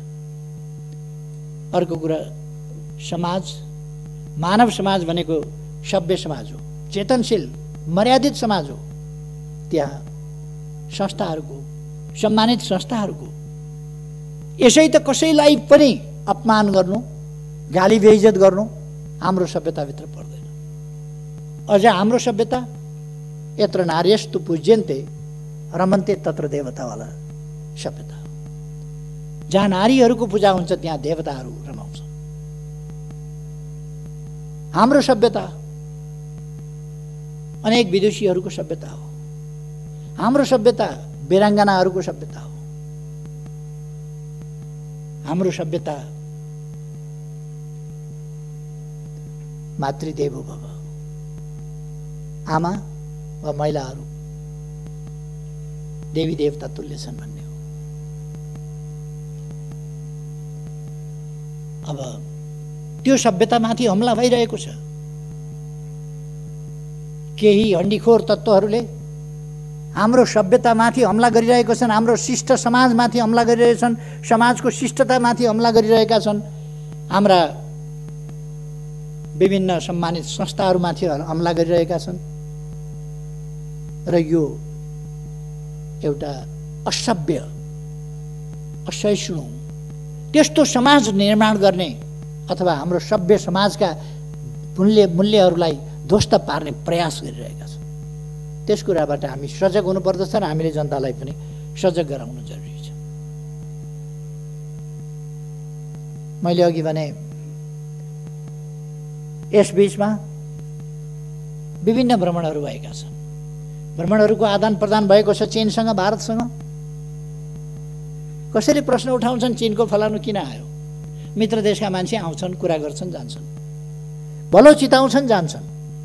भारतका मान्छे किन आए भनेर सोध्छन्, आउँछन्, कुरा गर्छन्, भलो चिताउँछन्, जान्छन्, संवाद गर्छन् हामीसँग। अघि भर्खरै मैले भने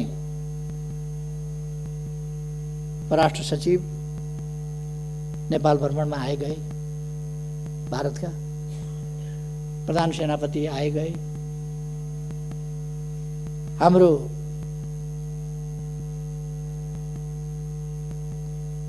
तर्फबाट पनि त्यस्तै आदान प्रदानहरू भए। भर्खरै केही दिन अगाडिको मात्रै कुरा गरेँ। अघि मैले ऊर्जा सचिवको नेतृत्वमा एउटा टिम गयो, उपलब्धिपूर्ण वार्ता भए। अब 4 दिनपछि, अझ 3 दिनपछि भने पनि भयो। आज 10 तारिक भयो क्या, होइन? आज 10 तारिक भयो। 14 तारिकमा हाम्रो परराष्ट्र मन्त्री प्रदीप गेवालीजी, मान्य प्रदीप गेवाली भारत भ्रमणमा जाँदै हुनुहुन्छ। उहाँले हामीले हाम्रो भूभाग समेत सामेल गरेर छापेको नक्सा अथवा नक्सामा छापिएको भूभाग समेतका विषयहरू, विभिन्न विषयहरूमा छलफल गर्नुहुनेछ र हाम्रो भारतसँगको सम्बन्धलाई अझ व्यावहारिक रूपमा सफलतापूर्वक अगाडि बढाउन योगदान गर्नुहुनेछ। हामी यसरी एउटा सफलतापूर्वक अगाडि बढिरहेको समयमा छौँ। अब निर्वाचनमा देश गइसकेका छ। म सम्माननीय अध्यक्षज्यू मार्फत सबैमा आग्रह गर्न चाहन्छु, देशवासीमा आग्रह गर्न चाहन्छु, कुनै भ्रममा, अन्योलमा, अलमलमा पर्ने आवश्यकता छैन।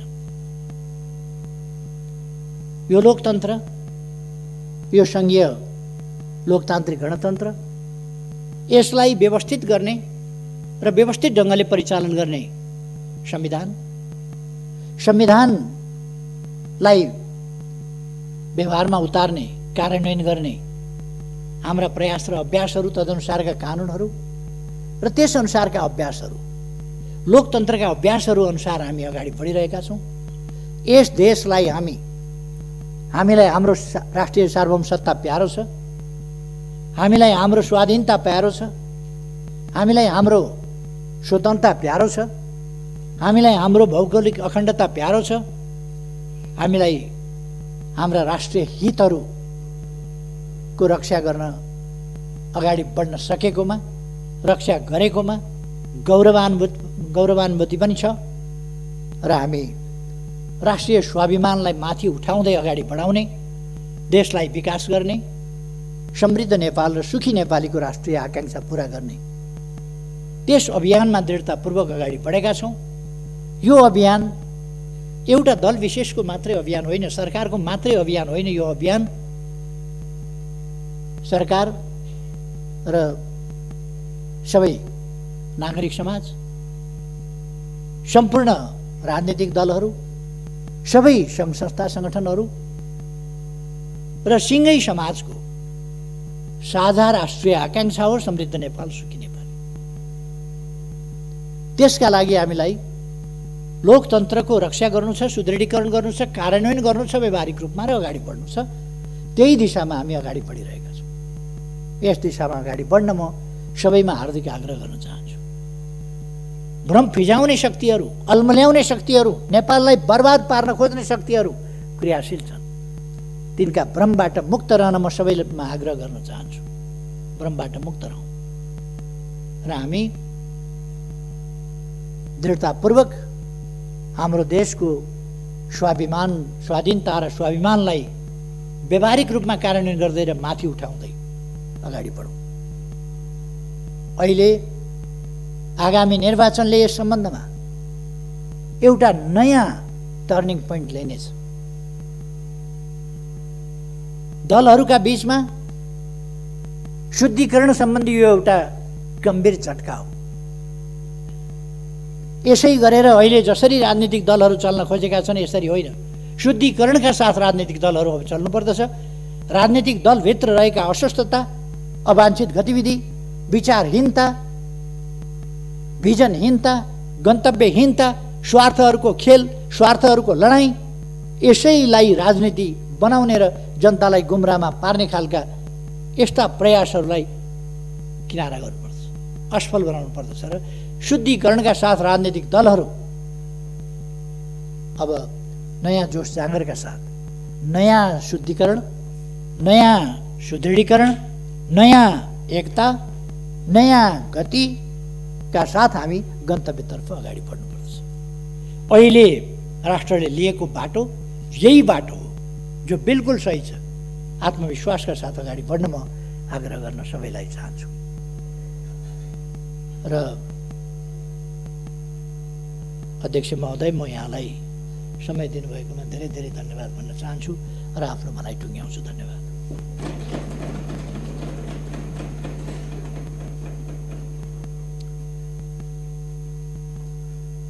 माननीय सदस्यहरू, राष्ट्रिय सभा नियमावली 2075 को नियम 192 बमोजिम सम्माननीय प्रधानमन्त्री केपी शर्मा ओलीले दिनुभएको वक्तव्यका सम्बन्धमा केन्द्रित रही प्रश्न सोध्न चाहनुहुने माननीय सदस्यहरूलाई समय उपलब्ध गराउँछु। समय 1 मिनटको हुनेछ। माननीय जितेन्द्र नारायण देव।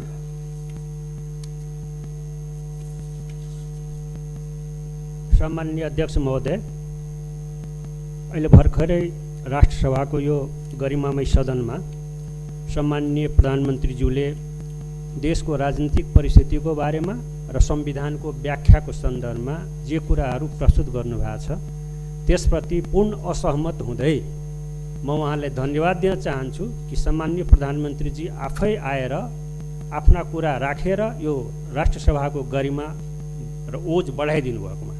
र एउटा प्रश्न सोध्न चाहन्छु सम्माननीय अध्यक्ष महोदय कि सम्माननीय प्रधानमन्त्रीजी आफै दाबी गर्दै हुनुहुन्छ कि नेकपाभित्र पनि र नेकपाको संसदीय दलभित्र उहाँ बहुमतको कमान्ड गर्नुहुन्थ्यो, तर आफ्नै केही साथीहरूले उहाँलाई काम गर्नबाट रोके र पुरै पार्लियामेन्टको 64% उहाँ कमान्ड गर्ने सम्माननीय प्रधानमन्त्रीजी हुनुहुन्थ्यो भन्ने उहाँ दाबी गर्दै हुनुहुन्छ। भन्दाखेरि एकातिर पार्टीको प्रथम अध्यक्ष पनि र संसदीय दल। माननीय परिमला कुमारी।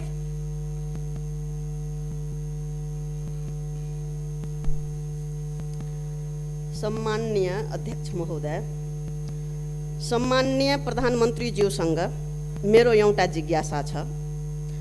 2007 सालको संविधानलाई राणाहरूले तुहाए। 2017 सालमा राजा महेन्द्रले कु गरे, त्यस्तै राजा ज्ञानेन्द्र शाहले लोकतन्त्रको घाटी निमोठे। ठ्याक्कै त्यही रोड म्याप बमोजिम तपाईले पनि प्रतिनिधि सभा विघटन गरी अहिलेका सम्पूर्ण उपलब्धिहरू नाश हुने गरी गणतन्त्र, संघीयता, समावेशिता र धर्मनिरपेक्षतामाथि तरबार झुन्ज्याउनु भएको छ, जसको प्रतिकार सडक र सदन दुवै ठाउँबाट भइरहेको अवस्था छ। त्यसैले नै यहाँले सदन बन्द गर्न खोज्नु भएको हो र हामी राष्ट्रसभाका सदस्यहरू सदन बन्द होस् भन्ने पक्षमा छैनौँ र यसै सदनबाट प्रतिनिधि सभा पुनर्स्थापनाको पनि जोरदार माग गर्दछु। यसमा तपाईँ के भन्न चाहनुहुन्छ जान्न चाहन्छु। धन्यवाद। माननीय रमेश रायमाझी। अध्यक्ष महोदय, हजुर महोदय मार्फत सम्माननीय प्रधानमन्त्रीज्यूलाई प्रश्न राख्न चाहन्छु। यो नेपालको संविधान मैले यही सदनबाट सम्माननीय अध्यक्षज्यू मार्फत प्रधानमन्त्रीमा पुगोस् भनेर प्रधानमन्त्रीज्यूले अहिले के भन्नुभयो भने धारा 76 को 1 अनुसार बनेको सरकार भन्नुभयो। यो होइन, अहिले यो संविधान त्यहाँबाट पढियोस्, सम्माननीय अध्यक्षज्यूले पनि पढ्नुहोस् र प्रधानमन्त्रीज्यूलाई पनि पढ्नुहोस्। 76 अनुसार बनेको होइन, नेकपा माओवादी र नेकपा एमालेको संयुक्त सरकार धारा 2 अन्तर्गत बन्यो र धारा 5 लाई प्रयोग नगरिकन धारा 5 को प्रयोग नगरिकन धारा 7 प्रयोग गरेर प्रधानमन्त्री जानुभएको छ। त्यसकारण संसदले बनाउने अर्को संवैधानिक अर्को सरकार बनाउने सम्भावना हुँदाहुँदै यो कदम प्रधानमन्त्रीले किन चाल्नुभयो, असंवैधानिक हो भनेर हामीले भनेको। यसमा म प्रश्न गर्न चाहन्छु। धन्यवाद। जय नेपाल। माननीय प्रकाश पन्त महोदय, अध्यक्ष महोदय मार्फत प्रधानमन्त्रीलाई मेरो प्रश्न छ। मृत्यु पर्यन्त आँखा दान गरेको यो त मर्ने चिज रहेछ भनेर त्यसलाई मारेरै आँखा निकालियो। संसदको विघटन पनि यस्तै भयो। संविधान च्यातेर निर्वाचन कसरी हुन्छ? नहर भत्काएर रोपाइँ गर्न जा भने जस्तो भएन। नहर नबनेसम्म रोपाइँ हुन सक्दैन। संविधान बचे चुनावमा जाउँला। चुनाव त राजाले पनि गर्छु भनेका थिए। जमिन खोजेको चित्र बाँड्नुभयो। चुचे जमिन ल्याउन नसकेर संसद भङ्ग गर्नुभएको हो। जतिसुकै तर्क गरे पनि संसद विघटन अलोकतान्त्रिक र असंवैधानिक छ, अत्यन्तै खेदजनक छ। गेस्ट पेपर पढेर भएन प्रधानमन्त्रीज्यू, संविधान पढ्नु पर्यो, संविधान। धन्यवाद। माननीय सदस्यहरू, अब म सम्माननीय प्रधानमन्त्री केपी शर्मा ओलीलाई माननीय सदस्यहरूले उठाउनुभएका जिज्ञासाका सम्बन्धमा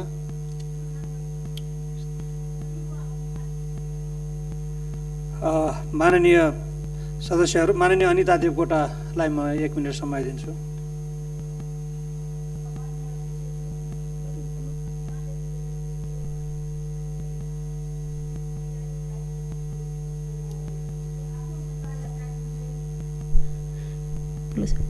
सम्माननीय अध्यक्षज्यू, संविधानले दिँदै नदिएको असंवैधानिक कार्यको म घोर भर्त्सना गर्न चाहन्छु। आफ्नो सत्ता यात्रा टुङ्गिँदै गर्दा संसदको घाँटी रेट्न पछाडि नपर्ने प्रधानमन्त्रीले कसरी निर्वाचन गर्छ भनेर म प्रश्न गर्न चाहन्छु। त्यसै गरी धनगढीमा भएको आमसभामा निर्मला पन्तको बलात्कारी खै भन्ने टी सर्ट लगाएकोलाई समातियो। अब के संविधानको मौलिक हक अन्तर्गत धारा 17 पनि विघटन भएको हो भनेर म सोध्न चाहन्छु। र त्यसै गरी संविधानको 101 मा महा लेखेको छ, 119 मा राज लेखेको छ। यहाँले महाराज घोषणा गरियोस् भनेर राष्ट्रपति कहाँ पठाउनुहोला, राष्ट्रपतिले त्यो विज्ञप्ति जारी गर्नुहोला। के हामीले महाराज भनेर मान्ने? माननीय सदस्यहरू, अब म सम्माननीय प्रधानमन्त्री केपी शर्मा ओलीलाई माननीय सदस्यहरूले उठाउनुभएका जिज्ञासाका सम्बन्धमा प्रश्न पार्नका लागि समय उपलब्ध गराउँछु।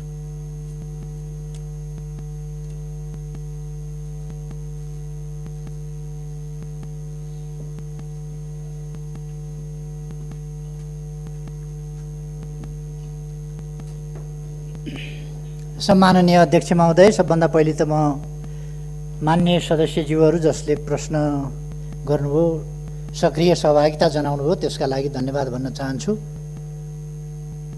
मान्यज्यूहरूलाई म बहुतै आदर सम्मानका साथ भन्न चाहन्छु।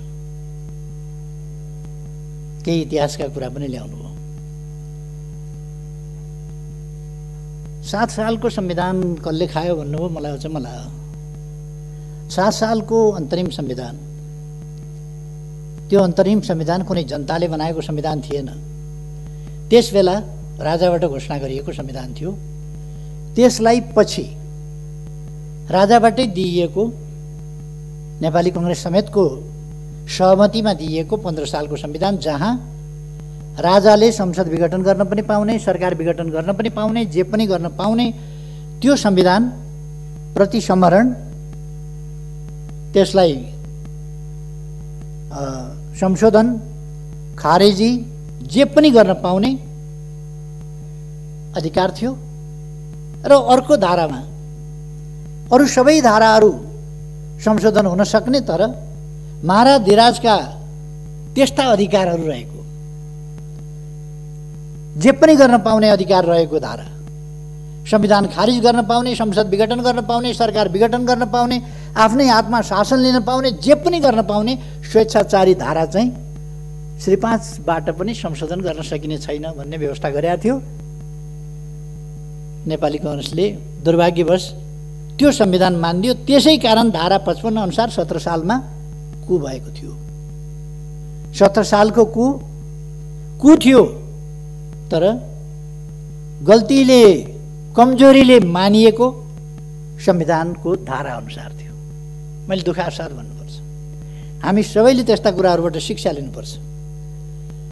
मलाई नराम्रो लागेन साथीहरूले अलिकति आलोचना गर्नुभयो। असंवैधानिक विघटनको घोर विरोध, घोर भर्त्सना गर्दछु भनेर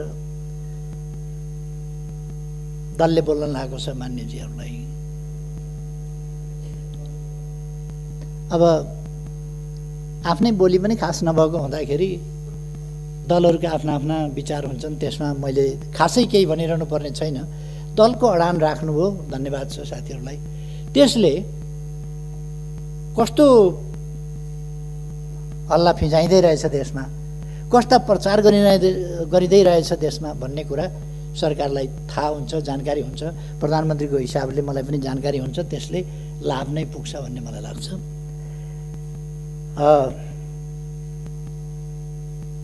महा र राज जोडेर महाराज बनाउनु पर्ने कठैभरि कुन दुनियाँमा हुनुहुन्छ?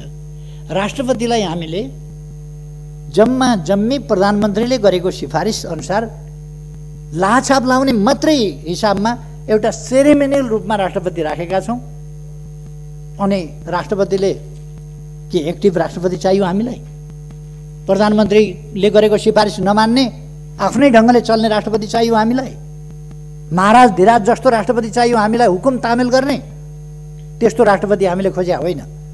हामीले खोजेको सम्मानित राष्ट्रपति भनेको सेरेमोनियल राष्ट्रपति, जसले सम्मानित संस्थाको रूपमा, संविधानको रक्षक र पालकको रूपमा मर्यादामा बसेर काम गर्छ। त्यस्तो राष्ट्रपति खोज्या हो, न कि हामीले संविधान अनुसार नचल्ने, संविधानले तोकेका कर्तव्य पालना नगरेर संविधानभन्दा बाहिर गएर स्वेच्छाचारी ढङ्गले चल्ने राष्ट्रपति अहिलेको संविधानको कुरा पनि होइन र हामीले ल्याएको प्रणालीको कुरा पनि होइन, हाम्रो संविधानको व्यवस्था पनि होइन। त्यसकारण राष्ट्रपतिप्रति केही पुरातनपन्थी सोचका मान्छेहरू, केही मुलुकलाई पछाडि फर्काउन चाहने तत्त्वहरू, अथवा आफ्नो संकीर्ण दलीय स्वार्थको हिसाबले राष्ट्रपतिको गरिमामाथि हिलो छ्याप्न खोज्नेहरूले राष्ट्रपतिको विरोध गर्छन्। त्यो हामीले देखि भोगी आएको कुरा हो, त्यसमा म धेरै केही भन्न चाहन्न। मलाई के भन्न मन छ भने फेरि पनि म दोहोऱ्याएर भन्न चाहन्छु,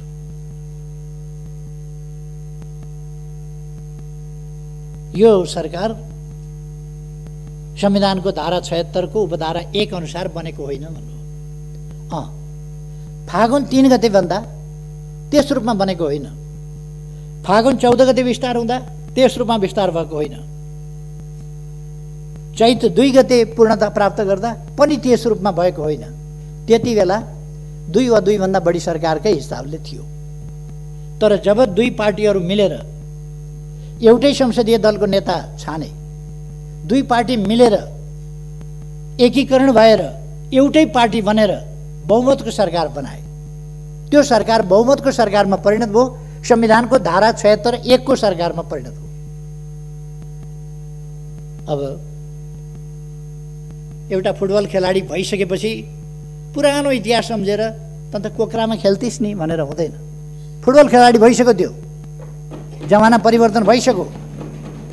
त्यसकारण दलहरू मिलेर जब अर्कै परिस्थिति बनिसक्यो, एक दलको बहुमतको सरकार बनिसक्यो, तब पुरानो कुरा गर्न हुँदैन। त्योभन्दा अगाडि भन्ने हो भने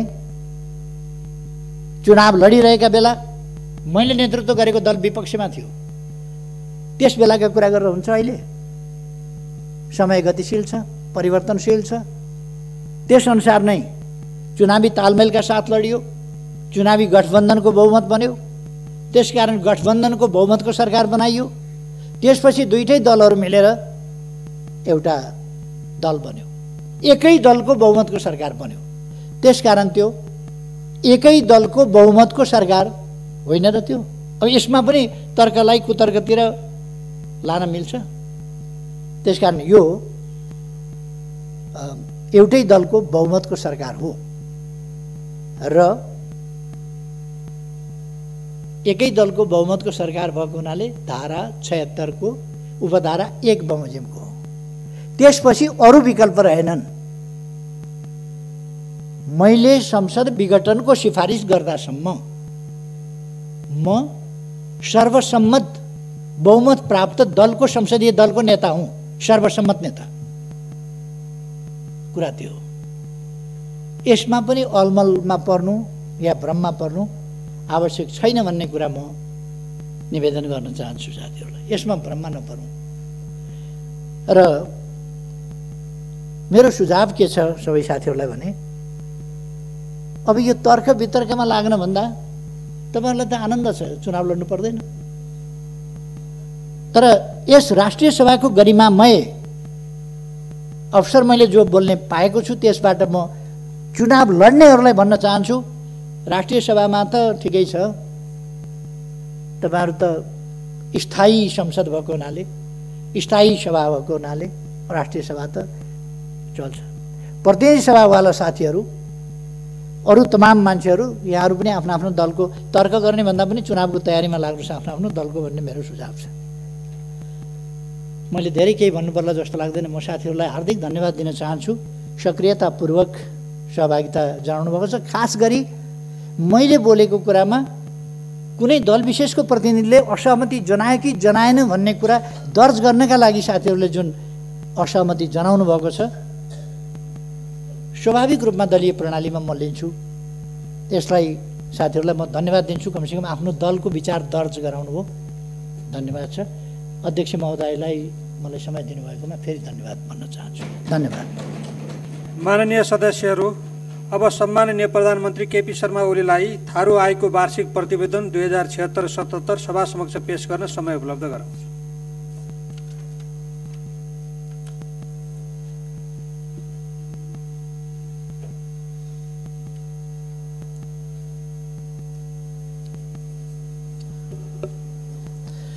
सम्माननीय अध्यक्ष महोदयको अनुमतिले थारू आयोगको वार्षिक प्रतिवेदन 2076-77 सभा समक्ष पेश गर्दछु। धन्यवाद।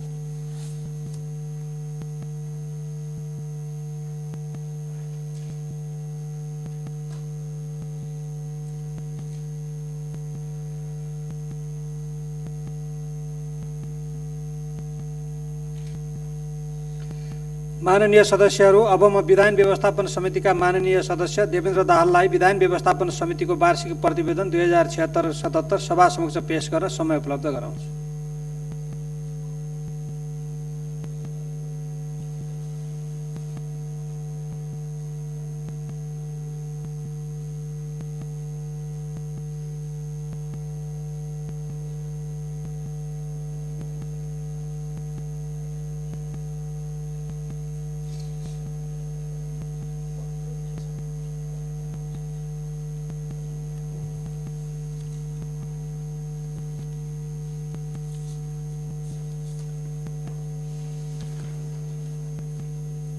सम्माननीय अध्यक्ष महोदय,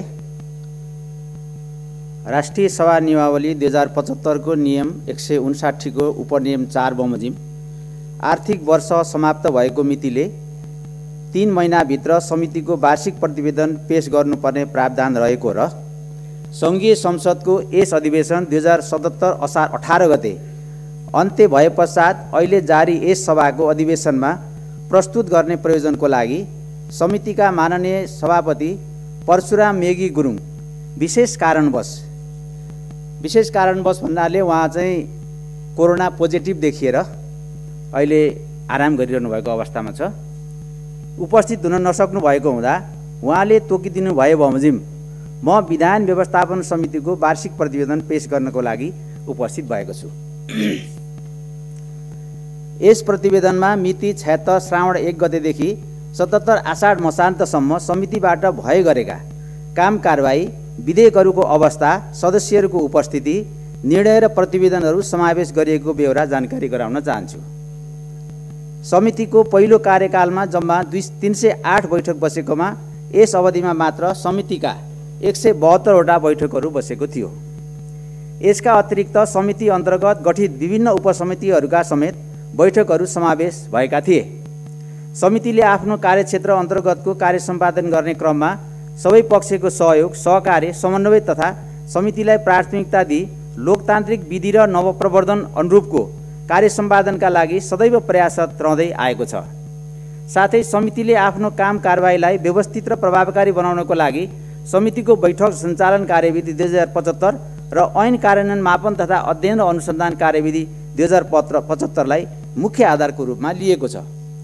सम्माननीय अध्यक्ष महोदय, समितिले नेपालको संविधान, प्रचलित कानुन, राष्ट्रिय सभा नियमावली र संसदीय परम्पराभित्र रहेर आफ्नो कर्तव्य र जिम्मेवारीभित्रको कार्य समयमै सम्पादन गर्दै आइरहेको छ।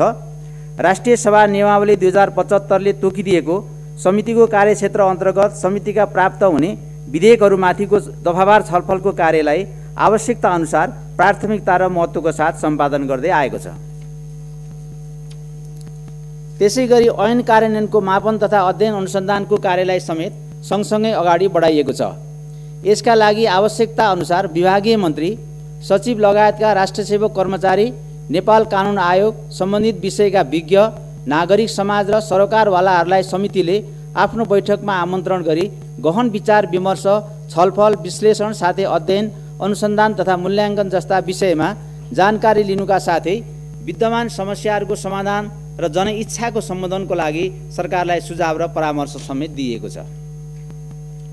समितिले आफ्नो जिम्मेवारी निर्वाह गर्ने क्रममा मन्त्रालय, आयोग, निकायहरूसँग सहकार्य, सहयोग र समन्वयात्मक भूमिका खेल्दै आएको छ। समितिको कार्य सम्पादनको क्रममा सरकारको तर्फबाट भएको सहयोग सन्तोषजनक रहेको छ। यद्यपि ऐन कानुन सम्बन्धी नीतिगत विषय, सरकारबाट प्रस्तुत हुने विधेयकको गुणस्तर, यसलाई समृद्ध बनाउने विषय र ऐनको कार्यान्वयनको विषयमा भने थप समझदारी, सहकार्य र समन्वयको आवश्यकता महसुस गरिएको छ। अन्त्यमा समितिको कार्यमा सहयोग गर्नुहुने समितिका सबै माननीय सदस्यहरू, नेपाल सरकारका मन्त्रीहरू, सम्बन्धित मन्त्रालय एवं निकायहरू, सङ्घीय संसद सचिवालय, विज्ञ तथा विद्वत्वर्ग, विभिन्न सरकारवाला सङ्घ संस्थाहरू र सञ्चार जगतलाई समेत धन्यवाद दिन चाहन्छु र भविष्यमा पनि सहयोग प्राप्त हुने अपेक्षा राखेको छु। सम्माननीय अध्यक्षज्यू, सम्माननीय अध्यक्ष महोदयको अनुमतिले राष्ट्रिय सभा विधायन व्यवस्थापन समितिको आर्थिक वर्ष 2076-77 को वार्षिक प्रतिवेदन सभा समक्ष प्रस्तुत गर्दछु। धन्यवाद।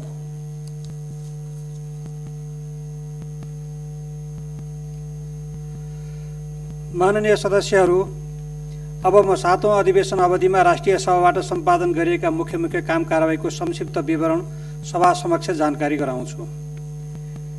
सङ्घीय संसद राष्ट्रिय सभाको 7औं अधिवेशनको पहिलो बैठक मिति 2077 साल पौष 17 गते शुक्रबार अपराह्न 4 बजे प्रारम्भ भई 2077 साल पौष 26 गते आइतबारसम्म जम्मा 10 दिन चालु रह्यो।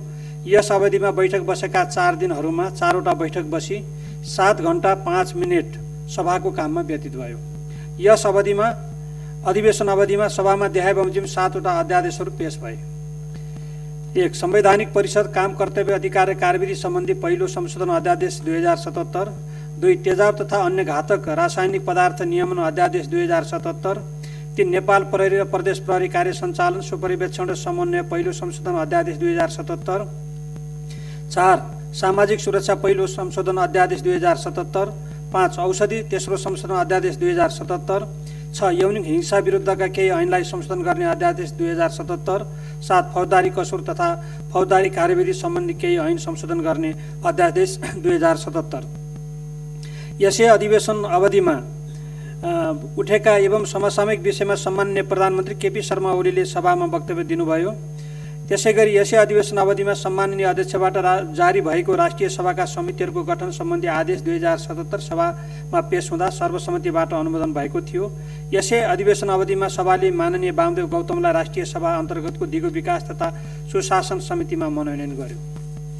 त्यसैगरी यसै अधिवेशन अवधिमा मधेसी आयोगको वार्षिक प्रतिवेदन 2076-77 र थारू आयोगको वार्षिक प्रतिवेदन 2076-77 सभा समक्ष पेश गरिएका थिए। यसै अधिवेशन अवधिमा दिगो विकास तथा सुशासन समितिको दिगो विकास तथा सुशासन समितिको वार्षिक प्रतिवेदन 2076-77 र विधान व्यवस्थापन समितिको वार्षिक प्रतिवेदन 2076-77 सभा समक्ष पेश गरिएको थियो। यसै अधिवेशन अवधिमा प्रतिनिधि सभाका सदस्यद्वय सानु शिवा र सूर्यबहादुर केसी, राष्ट्रिय सभाका पूर्व सदस्यत्रय दीपक बहादुर गुरुङ, इन्द्रहाङ लिम्बू र राममान श्रेष्ठ, संविधान सभा सदस्यद्वय भीमप्रसाद गौतम र मानपुर चौधरी र प्रतिनिधि सभाका पूर्व सदस्यद्वय ओमकार प्रसाद गौचन र वीरबहादुर लामा एवं 2063-64 को अन्तरिम व्यवस्था विकास संस्था पूर्व सदस्य कमान सिंह लामाको निधन भएकोमा शोक प्रस्तावहरू पारित गरिएका थिए। माननीय सदस्यहरू, चालु अधिवेशनमा हामीले माननीयहरूले देशको समसामयिक परिस्थिति र जनताका आवाजहरूलाई सदनमा राख्नको लागि विगतमा विशेष समयको जुन व्यवस्था हामी गरेका थियौँ, एउटा बैठकमा 1 घण्टाको अवधिमा हामी आफ्ना भनाइहरू राख्ने व्यवस्था मिलाएका थियौँ। तर यसपटक हामीले त्यसलाई बढाएर पौने 2 घण्टा विशेष समयको व्यवस्था गऱ्यौँ र माननीयहरूले महत्त्वपूर्ण विचारहरू यस अवधिमा राख्नु भएको छ। र यी सबै हाम्रो एउटा संसदीय यो इतिहासमा राष्ट्रिय सभाले गरेका महत्त्वपूर्ण कार्य र राष्ट्रिय सभामा विचार भएका महत्त्वपूर्ण यी भावनाहरू सधैँ अंकित रहनेछन्। म यसमा सक्रियतापूर्वक भाग लिनुहुने माननीय सदस्यहरू र खास गरी आजको यो अधिवेशनको यस अवसरमा आएर सरकारको तर्फबाट सम्बोधन गर्नुभएको माननीयज्यूहरूका जिज्ञासाहरूलाई सम्बोधन गर्नुभएको हुँदा सम्माननीय प्रधानमन्त्रीज्यूलाई धन्यवाद भन्न चाहन्छु। माननीय सदस्यहरू, सम्माननीय राष्ट्रपतिबाट चालु अधिवेशन अन्त्य सम्बन्धी पत्र प्राप्त हुन आएको छ। अब म सो पत्रको ब्यौरा पढेर सुनाउँछु। नेपालको संविधानको धारा 93 को उपधारा 2 बमोजिम नेपाल सरकार मन्त्री परिषदको मिति 77/9/26 को सिफारिसमा राष्ट्रिय सभाको चालु अधिवेशन सम्वत 2077 साल पुस 26 गते आइतबारका दिन राति 12 बजेदेखि अन्त्य गरेको छु। विद्यादेवी भण्डारी, राष्ट्रपति। माननीय सदस्यहरू, राष्ट्रिय सभाको चालु 7औं अधिवेशन आज राति 12 बजेबाट स्वतः अन्त्य हुने गरी यो बैठक अन्त्य भएको घोषणा गर्दछु। धन्यवाद।